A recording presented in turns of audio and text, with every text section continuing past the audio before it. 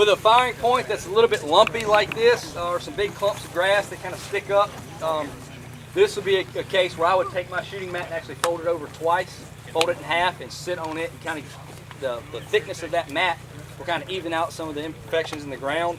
He's got a really nice spot right there that's nice and flat, so he doesn't have to worry about it as much. But if you had to shoot from like up in here, that'd be a time I'd fold that mat over for sure and just kind of even the ground out for me.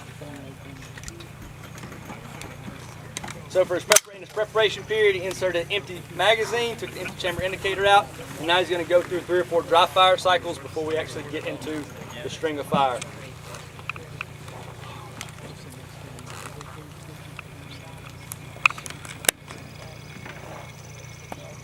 Again, what he's watching for is to get his natural point of aim on target. So when he gets down in position, I know you probably can't see it because of his blinders, once his head comes down the rifle, he's probably got his eyes closed. I know I do it every single time. When I get down the rifle, eyes closed, let everything settle, and then open your eyes and see what you're pointed at.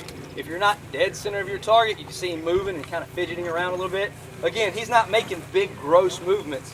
His position's more or less probably inside the reface of the target, but he's not dead center of the black. So he's going to fidget around and move around until when he relaxes into position, it comes into the black and just settles there and stays there. Now all he has to do is squeeze the trigger straight to the rear without moving anything. With it being warm out here and the fact that we just all ate lunch, you're going to have a little bit of pulse. It's unavoidable pretty much unless you build just the perfect position. You're going to have that little bit of pulse, so you're going to see your sights sitting there swinging on the target. A lot of times they'll swing kind of from the bottom of the X line to the top of the X line or whatever the case is. Sometimes it'll be even more than that. So adjust everything, kind of adjust your belt, make sure nothing's pinching, to kind of minimize that movement as much as you can.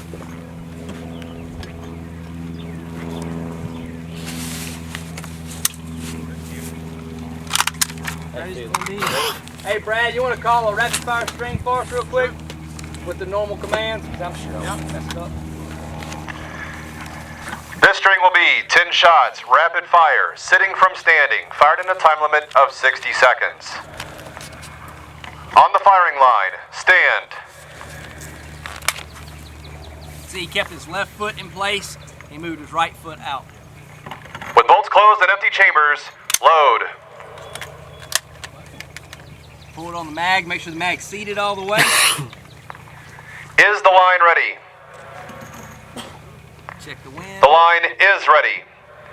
Ready on the right, ready on the left, all ready on the firing line. Targets. So you didn't ride the bolt, you just slammed it to the rear, let it go.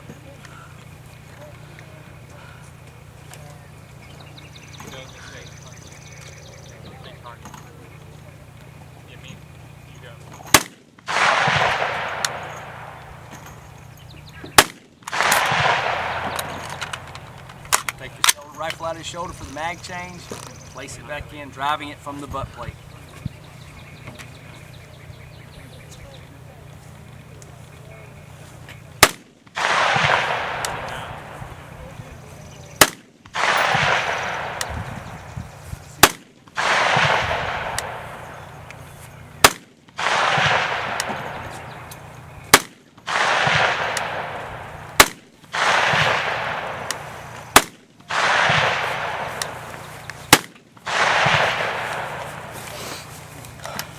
Could you hear the trigger resetting?